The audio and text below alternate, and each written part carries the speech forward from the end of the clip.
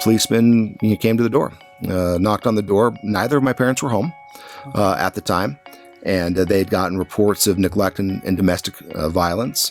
And so called up another one. We ended up with taking 2 police cruisers to a battered woman and children's shelter. The officers were quite kind. They helped us pack up a brown paper bag of clothes that we could take with us, and we went to a shelter, and we stayed there.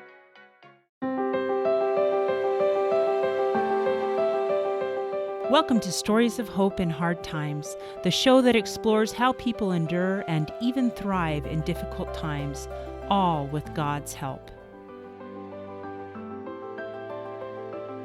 I'm your host, Tamara K. Anderson. Join me on a journey to find inspiring stories of hope and wisdom learned in life's hardest moments.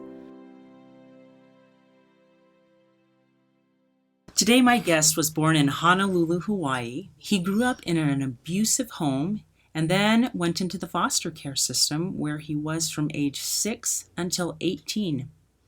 He beat the stereotype and graduated from BYU with a degree in finance and then received 2 law degrees, both one from BYU and one from Northwestern.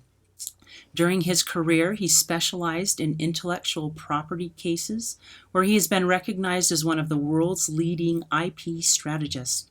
Recently, he quit his law practice so that he can spend his time with his wife and 5 children, who are his priority. I am happy to introduce Robert PK Mooney. Rob, are you ready to share your story of hope? I am, Tamara. Awesome. So you are one of the people who has defied the odds. You grew up in a crazy situation and you have totally turned that around. So let's talk about that journey. Why don't you first of all take us to your home life and then how you ended up in foster care?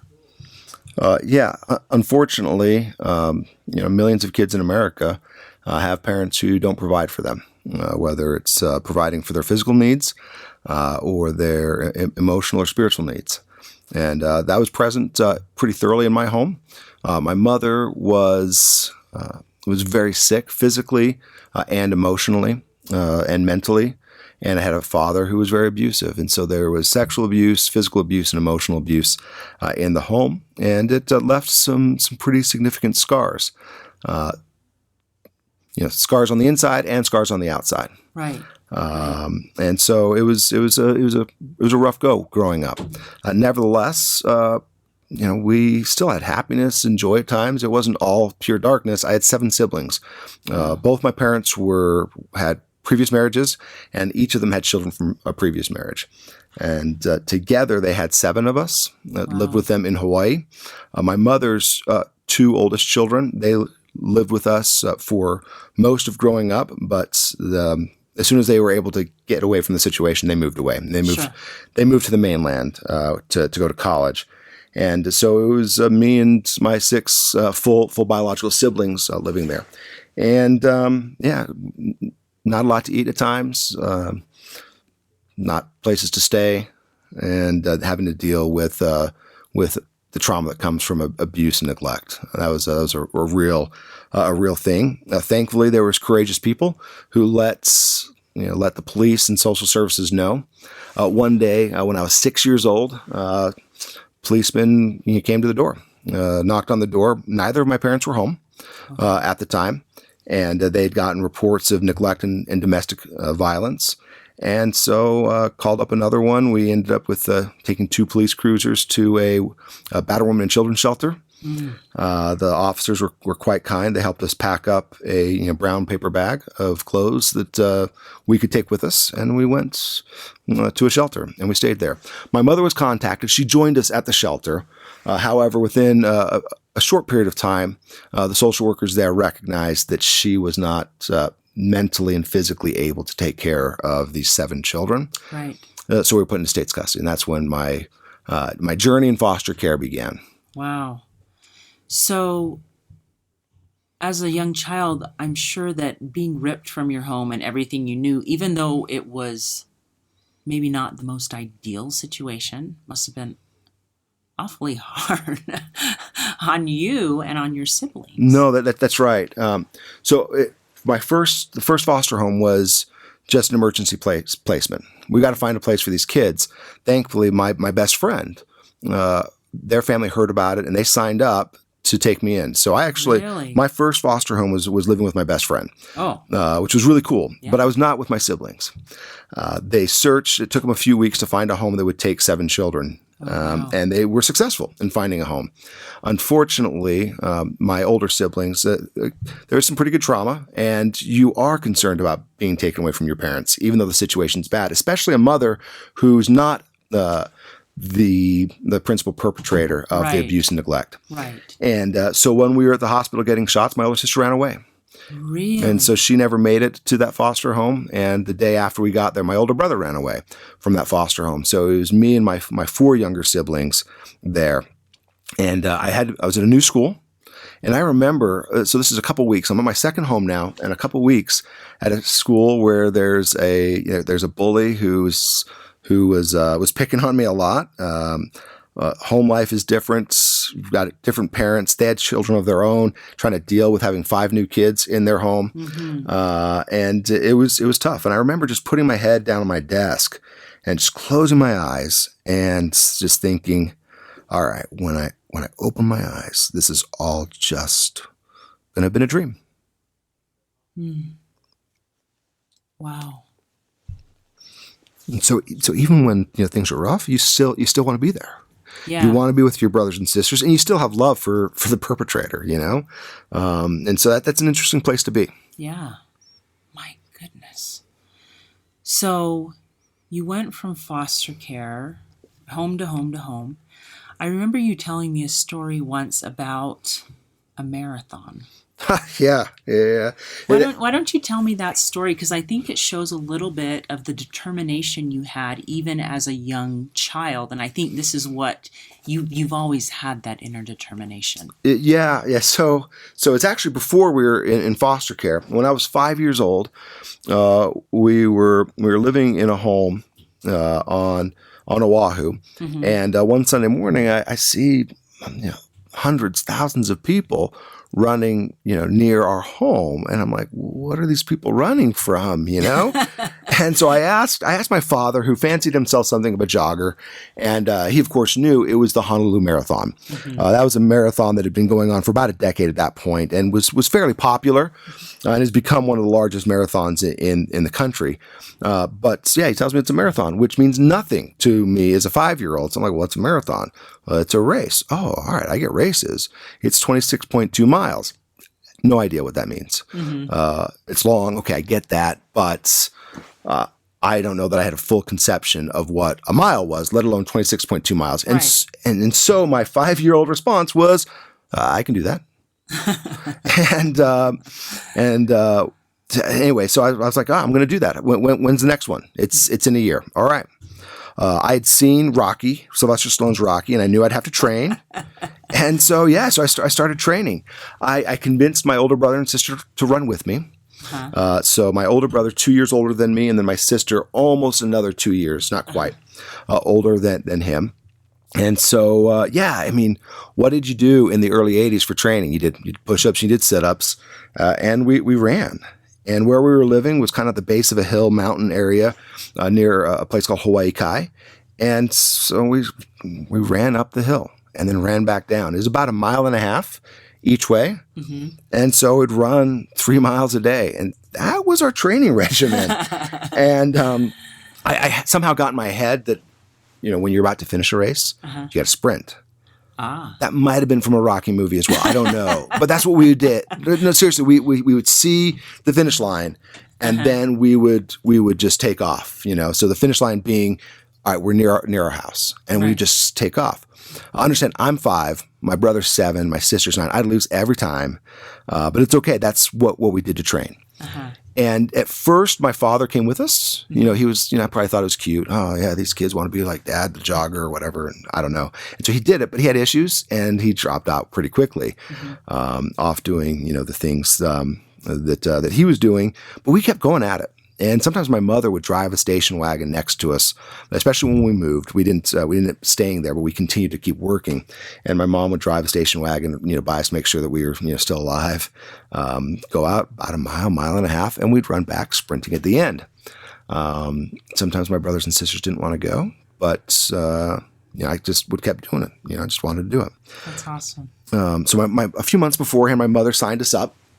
And the night before the race, so it's held in December, the first Sunday in December, and my mom doesn't come home the night before, which was terrifying to me, because she was the emotional support at home, and she disappears, which sometimes she would go places, but sometimes she wouldn't, because she was frail, and her health wouldn't let her. And so this night it gets dark. She's not home. An hour later, she's still not home. And finally, it was really late. She shows up. And where she was is she thought that she would make uniforms for us. And so she bought white shirts, and then just got kind of puffy iron-on letters that said Mooney Bunch across these white shirts. And we had matching red runner shorts, short shorts, with the white stripes down the side, with matching white tube socks with red stripes on top. So we had uniforms to go run in. Oh, and cute. so then the next morning, crazy early, we went down to downtown. We had to park a decent ways away because there was a decent amount of cars parked everywhere. Sure. The race started well before sunrise, and hitchhiked to the starting line. There were some people going by, and we got a ride and got in the midst of the starting line. And gun went off, megaphone announced the start of the race, and it was just packed in with tons and tons of people. And here I am. I'm 6 at this point. I've turned 6, and everyone's huge. There's giants all around me.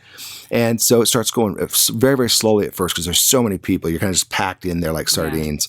Yeah. And it takes a while, but eventually you get a little bit of space. And we get going, and I've got to take 2.5 steps for every one of my fathers. Mm-hmm. And he's running with us, right? He'd forgotten that we were running the race. And, he gets this uniform. He's like, oh, I guess we're doing this. And so anyway, we just started going. And 1 mile turned into 2. And then I maxed out at my 3 miles, and then just kept going. 10 miles, and then 11 and 12. My older brother and sister, ended up outpacing me. So my older sister, she was about 10, and my brother 8. So they outpaced. But my father, for all his shortcomings, he stayed back with his 6-year-old son. Make sure I was safe. He slowed his pace down, and we just kind of kept plodding along. I had never ran anywhere near that length ever before, and I just kept running. Years since, people have asked me, did you run the whole thing? I said, yeah. I ran the entire way. I didn't, however, run the entire time. Right. Because about mile 20 was when my body told me what my head wouldn't admit. And it's just like, just kid, you're done. And everything seized up. Everything seized up. We didn't have Gatorade back then. It had been invented, but it wasn't widespread. Right. Your hydration were water cups and pineapple juice. Dole was the sponsor of the race, and big Dole pineapple sponges that were in big, huge garbage cans filled with water. So you'd grab a cup, just drink it, throw it down, and then squeeze over. We didn't have electrolytes. We didn't have goo or any of these other things that people have who run now. And I was malnourished as it was. Right. But I made it 20 miles before my muscles just completely seized up, and the pain was immense. I'd never had cramps like that before. I didn't know what cramps were then. It's only after years later I was like, oh, I had really, really bad cramps, where it felt like I had these tennis balls just buried inside my hamstrings and the sides of my legs, and I just ate the pavement. Just seized up and just, went skinned my knees up and was just crying. It hurt so bad. And then, so by that time, so this is mile 20. So we're getting kind of close to the end. Yeah, you are. There's still 6 miles to go, twice as long as I'd ever run before, but it's kind of there. And And I'm not setting any speed records as a 6-year-old untrained athlete. And so by this time, they've opened up the roads to let people, start using some of the roads and the cross streets and the like. And these guys in this old, brown beat up pickup truck, a couple locals, they see this little kid. It's like, oh, hey, Keiki, you like a ride? Ask me if you need a ride. And before that had happened, my father had held me in his arms for about 20 minutes, just rubbing my legs out, moving my leg, bending my knee, because I couldn't move them on my own without immense pain, and I couldn't keep them still without immense pain. So he just kept rubbing them out and stretching them out and rubbing them out just to get the pain to go away until I could move them on my own. And it was about 20 minutes into this of him trying to get some movement and pain relief when these guys come up and ask if I want to ride. And he kind of stands up, my father does, and says, well, it's up to you, but you've done a good job. Let's go home. And I truly don't know this kid, but for whatever reason, my response was like no, I think I'll finish. So I stood up, kind of trembling a bit, and just kept running down the road. And, like I said, I don't know that kid, but I'm glad he did, because I've learned some great life lessons from that. When I got inside of the finish line, I did what I always did, and I started sprinting. My father he was left behind because he hadn't been running with me and my siblings. He'd forgotten all about it, and so I just take off running. And as I come close to the finish line, believe it or not, I wasn't so slow that the crowds dispersed. Mm-hmm. There were lots of people around still, and people would see this little kid sprinting, and they were moved. They see, oh my gosh, he's got a number on his chest. He's one of the people running.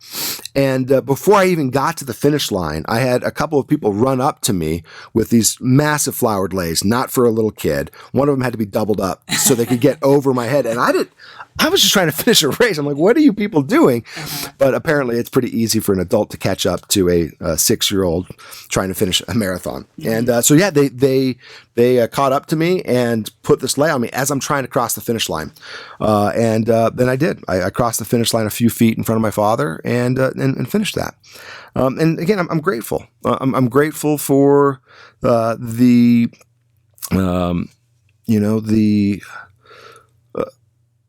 desire of that kid to do something that he had no business doing. And I learned, and this was really helpful later on in overcoming hard things, is to know that you can do something, and you can do like these crazy things that people say you shouldn't be able to do. Right. There's a 6-year-old with no proper training, no proper gear, no proper nutrition, has no business running in Hawaii. In fact, some people have asked me, it's like, and is that why you were taken away? Was that the abuse that he let you do that? You could have died. No, that wasn't the abuse. But yeah, you can do something just so long as you don't know that you can't.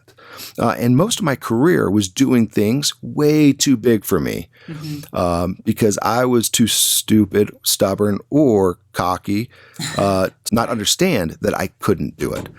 Then you go and do it, because it turns out you can do hard things. Yeah. Something else that was important there that I also learned is that you don't have to do it alone. My father, for all of his faults, and me and my siblings have suffered dreadfully because of his actions. But notwithstanding all of his faults, he held his son in his arms. He got it so he could run again. Yeah. And so there's going to be people along the way. They're going to be imperfect people. They may even be bad people. But there are going to be people along the way that will help us as we try to do these hard things. Yeah. And they don't have to be perfect to be able to help. And that's something that was really, really helpful for me to know. And it also helped me know that I can help other people, even though I'm not perfect as well.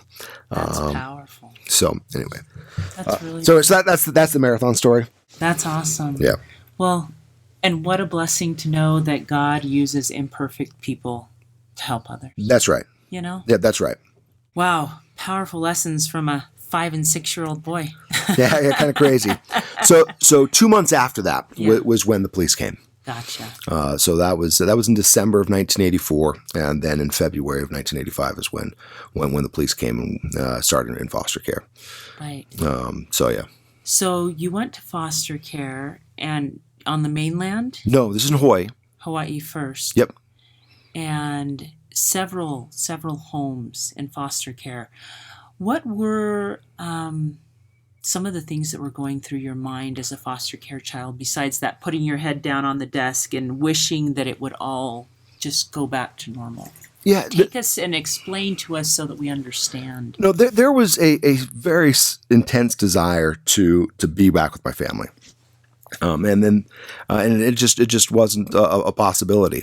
My mother was again, I said, quite frail, and it turns out she was quite sick. She developed cancer just within a couple of years, and so her health declined, and our ability to see her declined.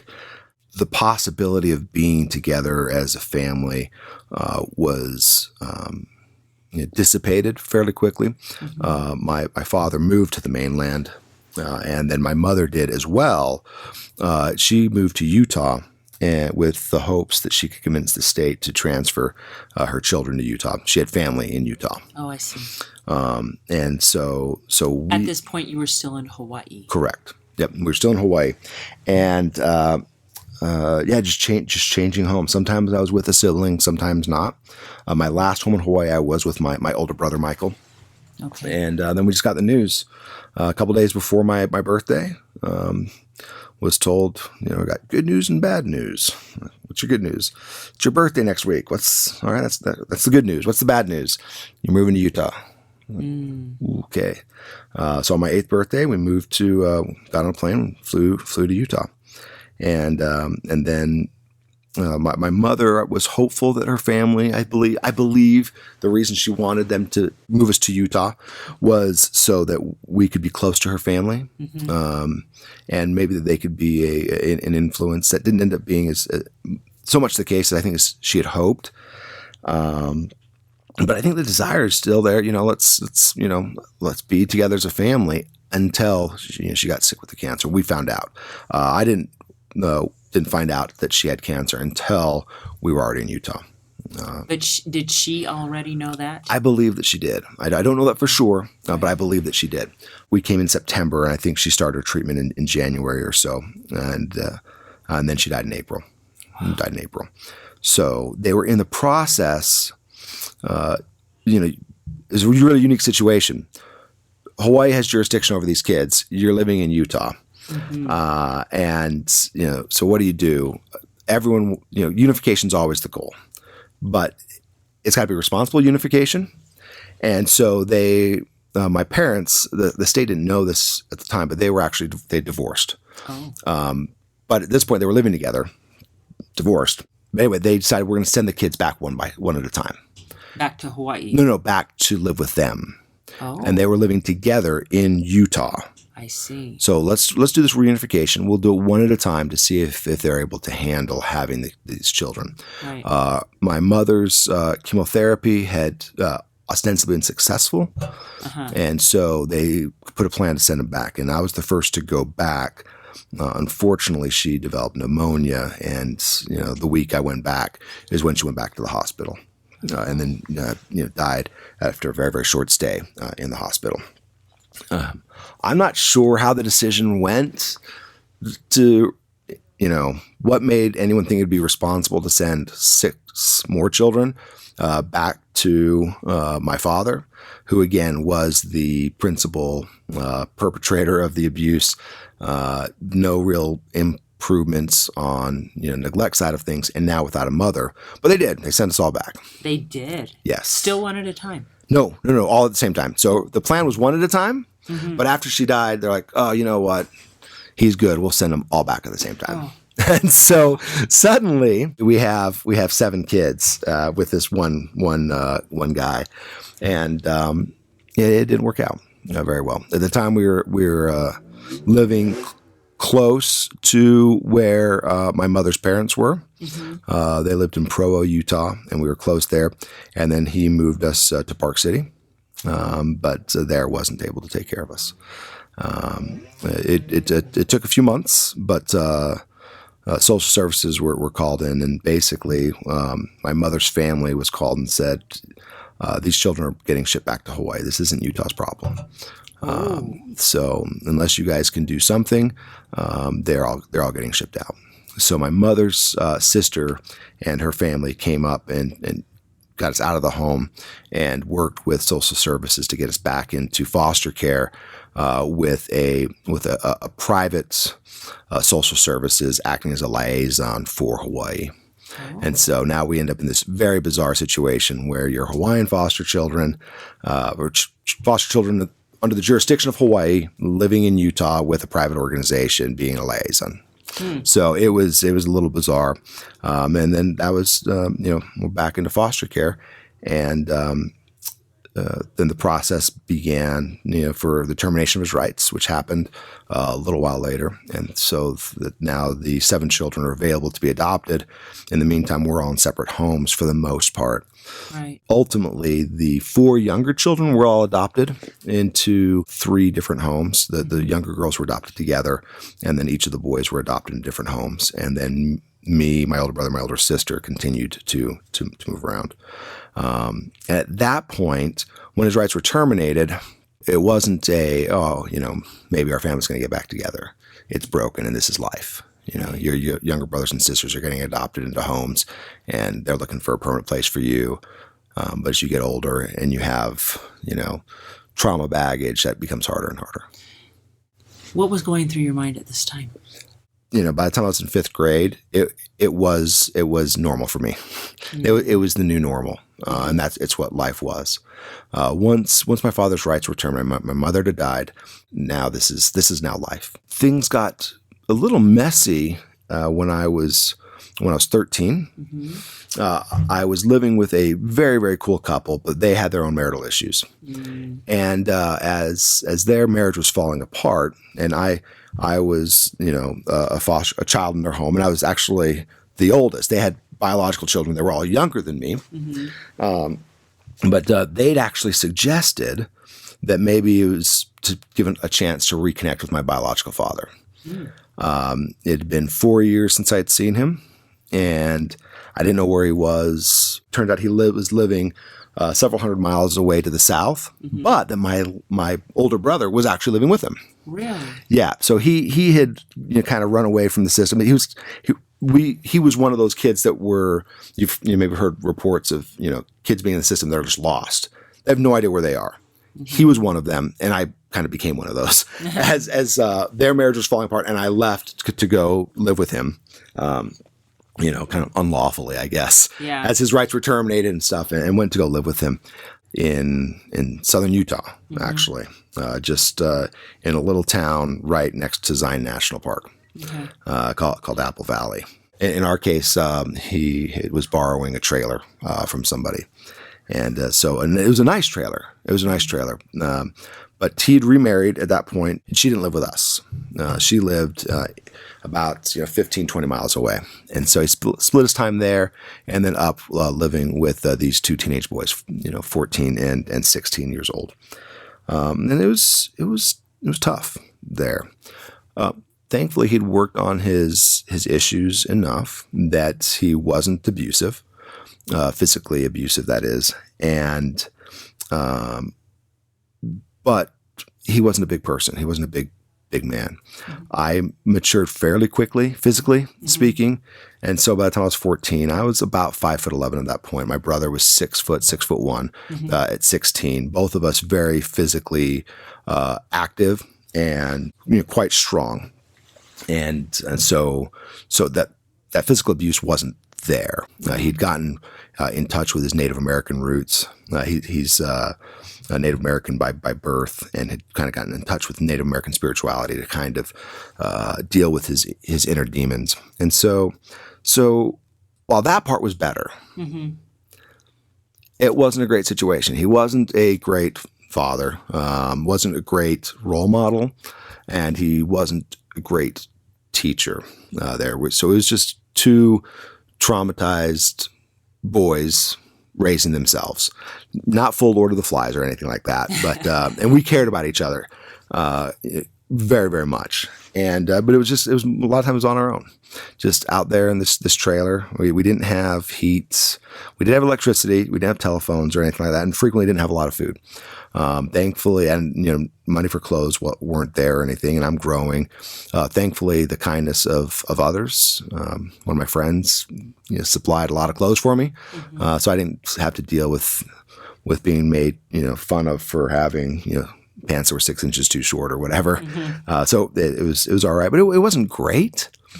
But then there was a turning point that happened when I was living with him. Why don't you tell us about that?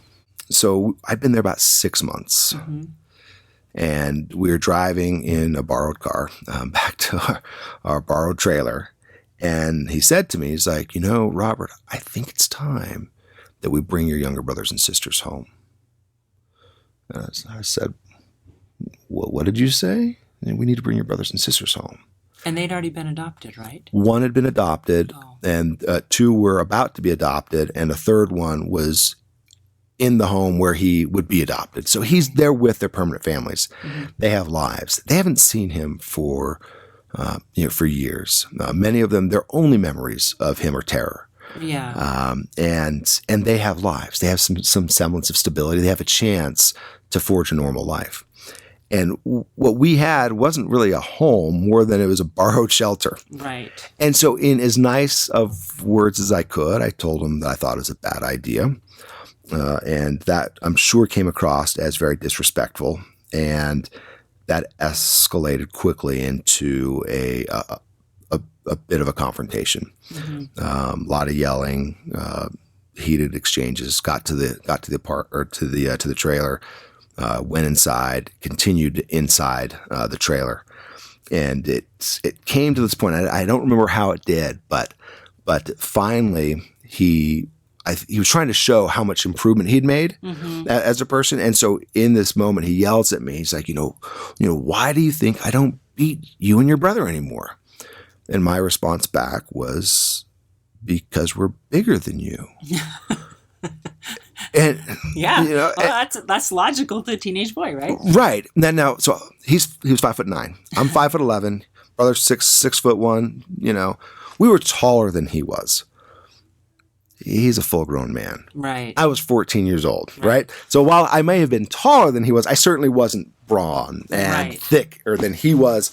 And so he essentially challenged me to make it physical. So he kind of called me on, and he knew that I had a history of fighting. And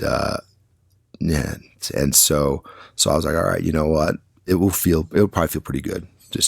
And so the natural response was, all right, that's fine. And as I got ready to take my first swing, a thought came through my mind, which was the first time that time had ever stood still for me.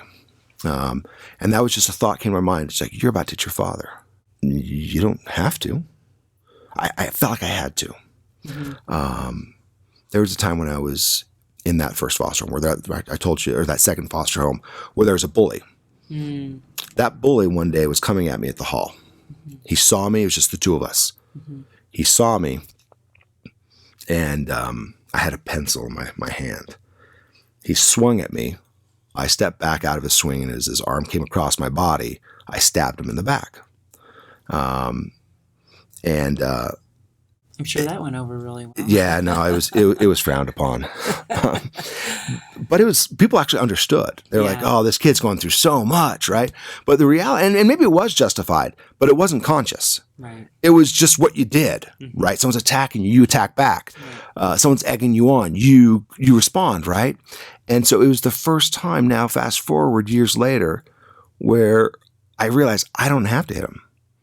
Right? He's being aggressive. I don't have to be aggressive back. I could hit him, or I could try to, get under his skin, or I could go back to my room at the back of the trailer, or I could turn around and walk away. It was the first time I realized that I had a choice. Wow. And so I turned around, walked out, went to the nearest friend who had a phone, half mile away or something like that. Called the police. They came and got me. And I was back in state's custody. And so that was a very important day for me. Yeah. It was the first time I realized, oh, I get to choose. My grades before then, not good. I was not a stellar student. But I realized I get to choose. Literally overnight. My grades, first quarter, second quarter, third quarter, look like someone who's going to be, a high school dropout type person. Straight A's. Really? The next quarter.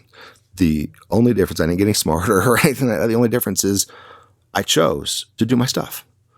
All right, I have an assignment. All right, I'm going to do this. I'm going to turn it on time, make sure it gets turned in at all, which wasn't what I would do beforehand. And because now I'm doing my assignments, I kind of understand the material. If I come to something that's hard, instead of just quitting or stopping and not caring, I go ask for help. And that was a conscious decision because I recognized it's like, all right, well, I'm going to have to provide for myself. This guy's not providing for me, and I'm going to go back in state's custody. The likelihood of finding a home of my own is a permanent home is not good. So it's going to be up to me. And about it, I don't know, maybe 6 months later or so, I'm now living far away, and I'm actually living with my old best friend's family. So moved back to the neighborhood where I'd been in a couple different foster homes, and I'm now in a third foster home, which was actually, like my first foster home, my best friend's family, who had been a really good friend for the years I was in his neighborhood. And so I'm sitting there in their house, and they were great, so good, such good people, but it was like I was living in a friend's home. It wasn't your home. Right. It wasn't your family. And again, that's to take nothing from them because they were amazing in so many ways. But it was like you're living with a friend. And it just dawned on me. All right, you know what? The first family that you're likely to have is the family you make on your own. All right. So what am I going to need to do to make that family? And I decided then that I'd try to make myself in the kind of person that someone I'd want to marry would marry. I'd make myself the kind of person that would be the kind of dad that I'd want to have. And it was a choice. And it wouldn't have been possible if I hadn't had that split second moment where I understood for the first time, oh my goodness, I get to choose. I don't have to, because I've got a pencil in my hand and a kid's swinging at me. I don't have to stab him in the back. Because I'm completely angry and pissed off at this guy who's scarred my body. Yeah, I don't have to hit him. I can choose, and that made all the difference. I have a scar across my cheek. See that line there? Yeah, that's from him. It's from him. Fit of rage when I was 5, kicking me down the hall, sliced my cheek open on something. Blood all over the place. That was 3-4 decades ago. Right. It's still there. And every time I shave, every time I look in the mirror, it could be a reminder of what was taken, the pain that was there, and how I was victimized as a child. Right. It could always be there for that. It's not. It really isn't. How do you see it? So anyway, at this point, no, it's just there. But yeah, it can be a good reminder that my kids aren't going to have that. And that's it's a constant way to remind me that I get to choose. Right. We're going to take a quick break, but when we get back, we'll have Rob tell us a little bit about how his siblings have handled all of this. How many of you out there feel like your life is chaotic, crazy, and completely awful compared to the norm? What if I were to tell you that you are normal for you? I am so excited to announce that my book, Normal for Me by Tamara K. Anderson, is now available for purchase on Amazon. This book took me 10 years to write, and I share 20 years worth of lessons learned in my life detours, including being in a car accident and having 2 of my children diagnosed on the autism spectrum. In this book, I share the secrets of how I made it from despair to peace with God's help.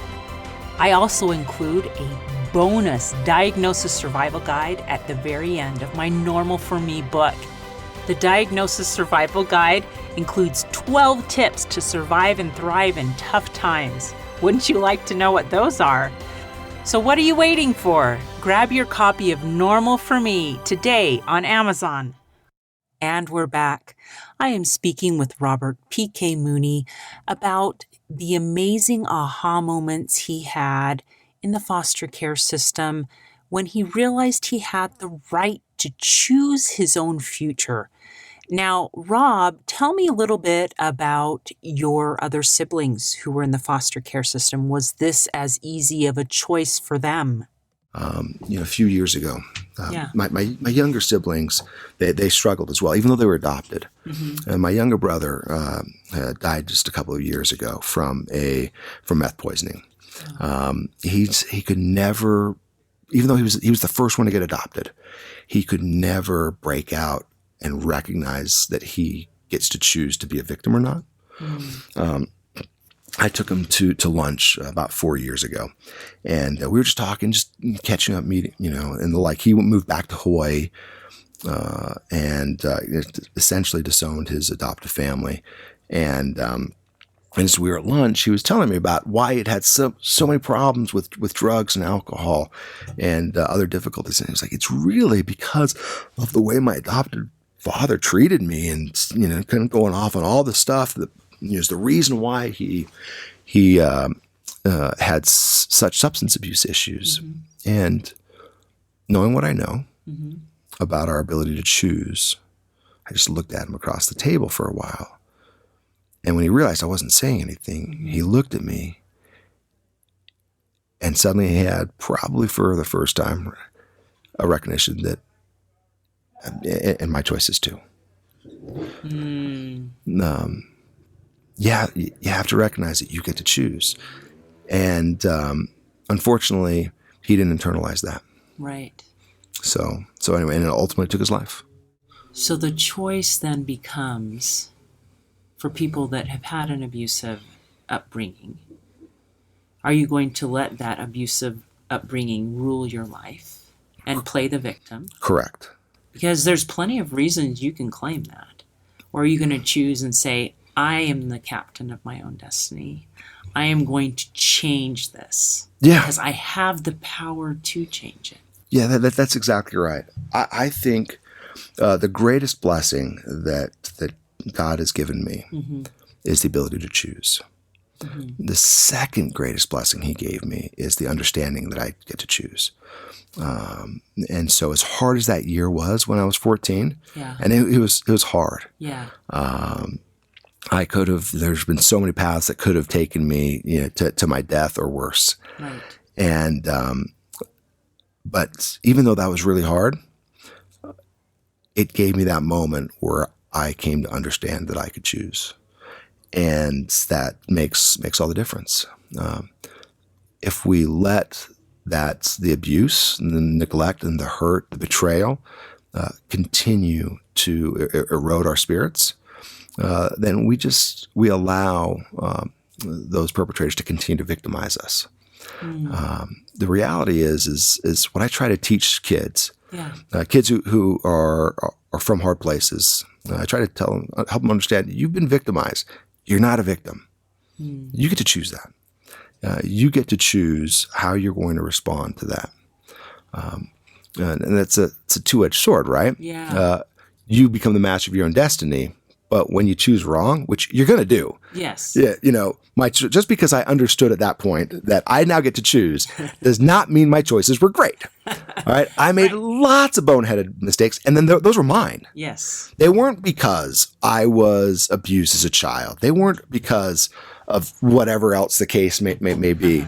It was me. Yeah. I made those choices, and but the great thing is the third and overarching thing that God gave me is is a way to fix those times when I choose amiss, which I do all the time. But thankfully, there's that infinite love that allows me to make those things right. Repentance. That's what it's called. Yeah. Yeah, that's exactly right. Yeah. So it sounds to me like your choices have helped you realize the power of both repentance and it's got to be forgiveness. Yeah, absolutely. Yeah, absolutely. Because that forgiveness is key because it's a choice. Yes, it is. And it's key to not continuing to allow, not continuing to be a victim of other people's bad actions. So let me ask you this. Have you forgiven your father? Oh, yeah. Yeah, absolutely. It's interesting. I had to do it twice. Tell me about it. Notwithstanding all this stuff, I still had this love and this connection for him, this yearning to be there. And that's probably why my foster parents, when I was 13, suggested that we reconnect. Right? And so even when someone's cut your face open, they're still your dad, you know? And so there's that love there. But then, things go sideways as a teenager. I came to recognize, listen, you got to let all that go. You got to let that go as part of this kind of a new understanding as an older teenager that I'm going to forge my own life. Yeah. Part of that's going to be forgiving them, and it wasn't that hard when I was mindful of it. It took prayer, and I asked for divine help. And it wasn't too hard. The second time was years later when I became a father. And there was a hurt kind of all over again because I've got this new son. And I recognized I would do anything for him. Yeah. And the thought came to me is like, there's nothing anybody could do to keep me from the child. If, as he'd claimed for so long, my children were wrongfully taken away. And that was kind of his marching, his battle cry. My children were stolen from me. Let's just say that was the case. There'd be nothing to stop me from getting back. I would do anything I needed to have my children back with me, and to be that presence in their life. And so I felt kind of this new wave of abandonment, as it were. It was like, holy crap, this is so awesome. I couldn't imagine loving somebody so much. Oh, he didn't have that. And if he did, he was willing to walk away from it. And so there was like this new wave of hurt. But the same thing applied, right? The same situation, like, looking at the pain in the mirror, right? You recognize that it's there. You feel the pain, and then you choose to let it go. You choose to let it go. So anyway, yeah. Did that happen? You prayed your way through that and gave it to God, or? Yeah. So, I learned that what the Lord did for me wasn't just taking away my sins. He can heal my heart. So one of the frequent things that I've cried is that it's like, there's a hole in my heart. I just need you to fill it. And sometimes it takes time. And there's always an ache. When I think of my sister who took her own life, there's an ache. When I think of my mother, there's an ache. It's still there, but it's healed. It's healed. And so that's what you do. You turn it over. I don't want to feel these feelings. I'd rather be filled with light. This feels dark. Take them back to the light, and it happens. It takes time, but it happens if you're willing to. So perhaps your advice to people who are in a similar situation and struggling to forgive is give it to God and be patient as He helps you fill that hole. Yeah, absolutely. Sometimes what's been filling the hole is the anger and the rage. It's part of what's keeping you whole. You think.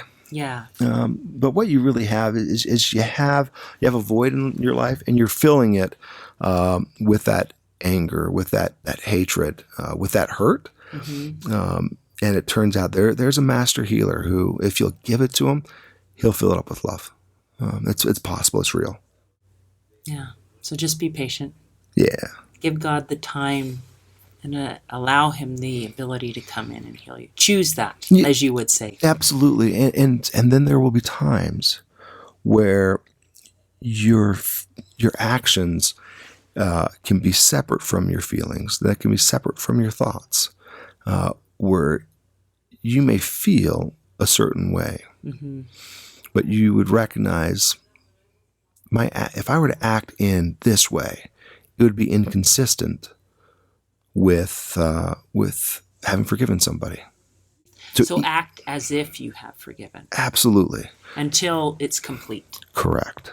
That's a powerful bit of advice. And that's a choice. Yes, it is. Even though in your heart you feel, I'd like to hurt this person, I'm gonna choose not to. Right. It's a choice. He gave you the power to choose. Yeah. And part of that is choosing to let him heal you.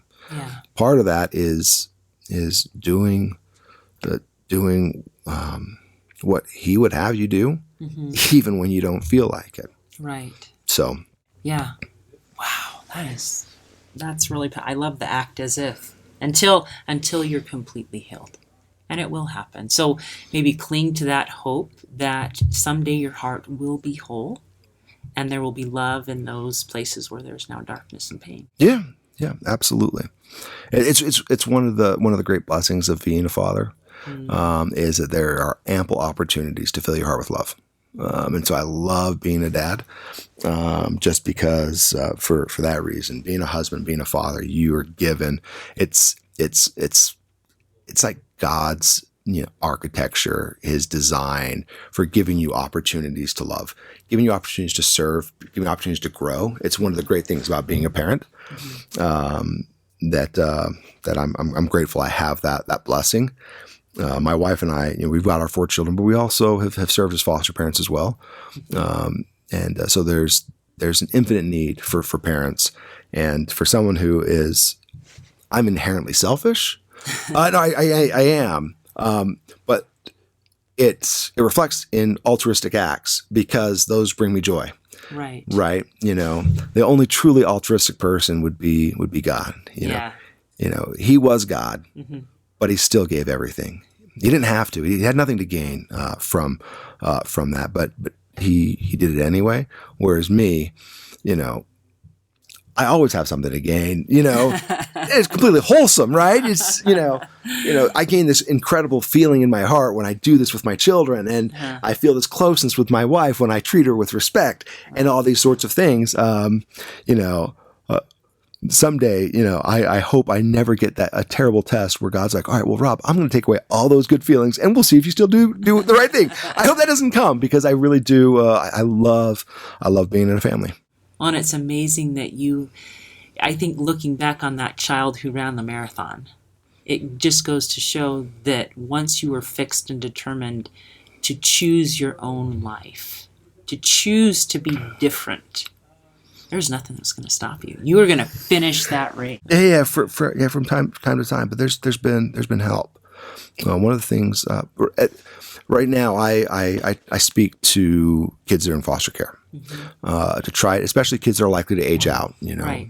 Your adoptability kind of drops down. You hit 14, 15. It's hard to find a permanent home for those kids, and so states will frequently change the focus to transitioning to adult living. Right. And see what you can do to make a positive life. The statistics for those kids aren't good. And so one of the things that I try and tell these kids is, number one, you can do these hard things. And I use the marathon as an example of doing something ridiculously hard that you have no business doing, but you can still do it. But I do point out that you don't have to do it alone. Normally, God sends angels in the form of people around us. Yes, he does. Imperfect people, but they're there. But even if they're not, and physically you're utterly alone, you're still got someone who's going to help you through. Yeah. And that's the Lord. And that's absolutely true. Yeah.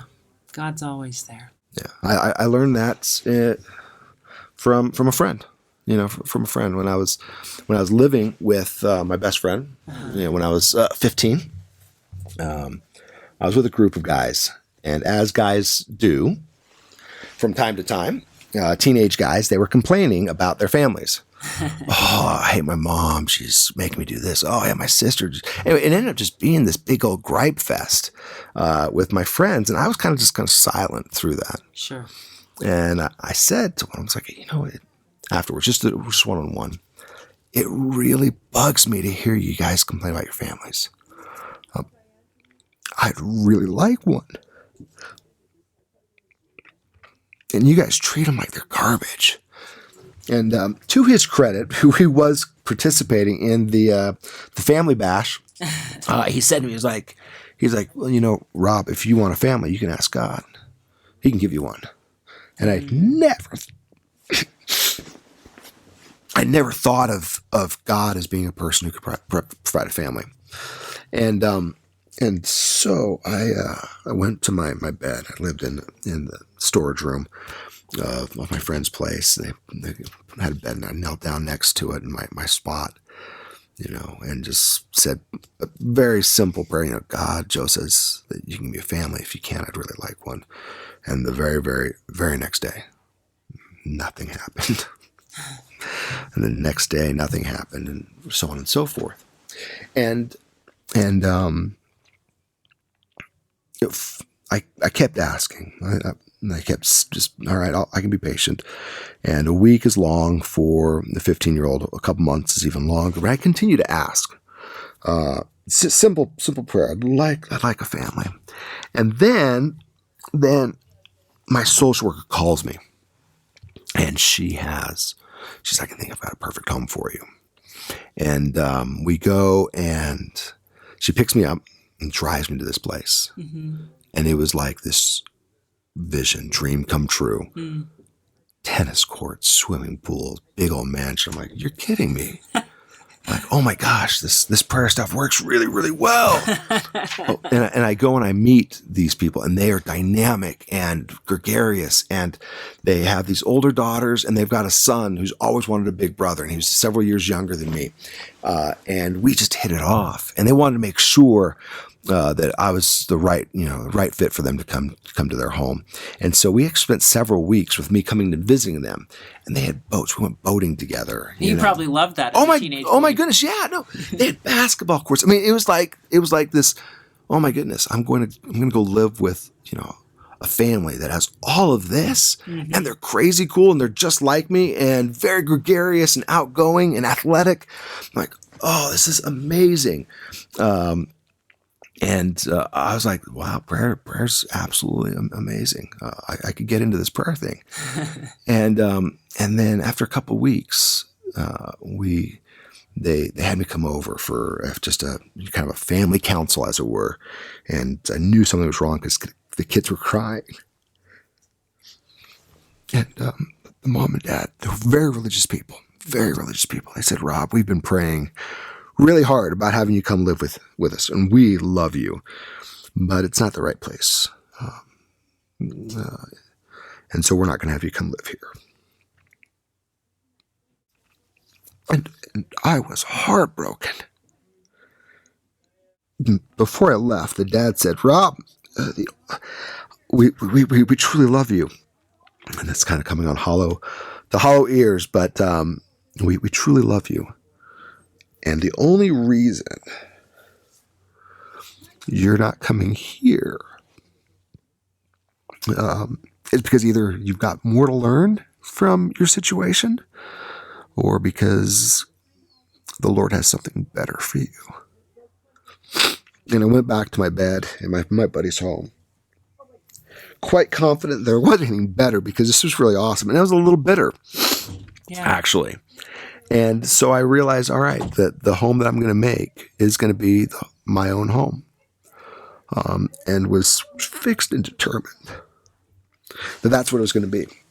My caseworker, she was concerned now, the likelihood of finding a permanent home is now virtually gone. And she was like, well, you need to make sure that you're able to provide for yourself. And so she advised for me to do my junior year over the summer at the second, the alternative school. And so I did. So, all right, I'm going to go prepare for myself. And so I did my junior year over that summer, fixed and determined to make my family in the future. My social worker called me, and she said, Rob, there's a girl who was adopted when she was young, and she's having some troubles, identity issues, if you will. Would you be willing to come just talk to her and help lift her spirits? Yeah, sure, of course, I'll come talk to her. So I go to talk to her, and she was having troubles, but I didn't know that what was happening was that girl's family was kind of just checking me out incognito to see whether or not I should come live with them. And they decided that they did want me to come live with them. And so the summer before my senior year, I moved in with the place that my kids call Grandma and Grandpa now. And the amazing thing about my parents is that, unlike the other family who was so amazing and so much like me, my parents were soft-spoken. They were hard workers. They were more reserved, and they had qualities that I didn't have. Where I was weak, that was where their greatest strengths were.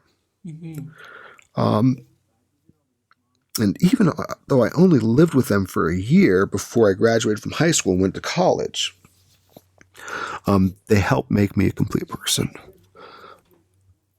And I was able to look back and think, the other family, they felt right to me. They appeared right to me, but God, He didn't want to answer my prayers the way I wanted to. He knew how to answer them perfectly. And so I was grateful for the fact that He showed me what I could have had, and then inspired a devoted devoted follower of Christ to say the words to me that Heavenly Father might have something better for me, so that when He did show it to me, I could recognize that in reality, He knew how to answer my prayers perfectly. That's beautiful. So perhaps it's that lesson of patience again. And not just patience, but trusting that God can see that end outcome and that He has your best interest at heart. Yeah. He knew that this other family would be the perfect fit, in that they could probably help make you whole. Yep, that's absolutely right. So, again, it was a great opportunity to be taught that, where, I came to learn that He's there. I'm grateful for a friend who gave me the idea. And then I'm grateful for the way it played out, so that I could learn that He's there. He answers prayers, and He answers them perfectly. It is in His own time. Yes. And it's in His own way. And over the years, I've come to trust that His own way is better than what I would have drawn up. Yeah, that's really awesome. So you have written a book for foster care children. Why don't you tell us a little bit about that? Yeah. So my focus in my education was being able to provide for my family. Right. I've had a career, a really successful career as a lawyer, and have done really well there. A lot of people go to law because they want to change the world. I didn't. I went to law as a means to be able to provide for my children and my wife. That was my focus. Now, definitely be able to do good along the way, and I feel like I've been able to do that. However, my career is so frequently taken away from my family. Right. And while I think I've been a really, really good husband and father, a lot of times I've had to do it from a distance because I've had to travel a lot. Well, over the years, people have heard my story, and people have told me in many different parts of the world and in many different places, "Oh my goodness, Rob, you have to write a book. You have to tell your story." And so I'd always planned on writing a book, not a memoir. to tell a life story, but something to help kids. These foster kids are likely to age out. Right. Even though I moved in with this family when I was a senior, I was never adopted. Aged out of the system, and I understand that the road is tough for these kids. Yes, you lived it. Yeah, that's right. So I wanted to write a book that would share some lessons, yes, and hopefully inspire these kids to help them recognize that they can choose to be successful. And that book's ready to come out. The title of the book is A Foster Kid's Road to Success. Awesome. And it's short, it's simple, it's intended to help these kids, 14, 15, 16, 17, 18, maybe even kids who have aged out, who are trying to forge on their own, help them understand how they can choose to be successful. Yeah. Help them understand that they can do it. Whatever it is, you can do it. Yeah. And a little kid ran a marathon, you can do it. Yes. My hope for them is that it, quote unquote, it is that they can forge meaningful, deep family relationships. They can love, they can be loved. Right. They can need other people, and they can be needed by other people. I want them for them. Yes. But truthfully, whatever their it is, I want them to know they can do it.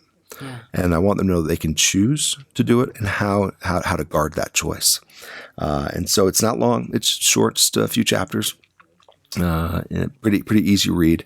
And I now go and I speak to groups of these kids who are likely to age out, foster kids in the system or who've recently left the system. So is there a verse of scripture that's become meaningful to you? Yeah. When you are all alone in a storage room, thinking that there's nobody there, and you've been kind of cast away and forgotten. There's a scripture that can remind us that that's not true. The Lord tells us in Isaiah that He remembers us. He's not going to forget us. So much so that He's actually graven us upon the palms of His hands. It's in Isaiah 49:16. So while we may feel forgotten, we're never alone. That's beautiful. And that's brought you comfort and helped you make it through. Thank you for sharing that. Or if there is anyone that has just really resonated with this message, is there a way that they can find you on social media that you would like to share with us? Yeah. I believe I'm on Instagram at Robert PK Mooney, and I think on Facebook, I think it's just Robert PK Mooney is the way to find it. My website is www.robertpkmooney.com. That's P as in Paul, K as in kite, robertpkmooney.com. That's my website, so you can find out more information there.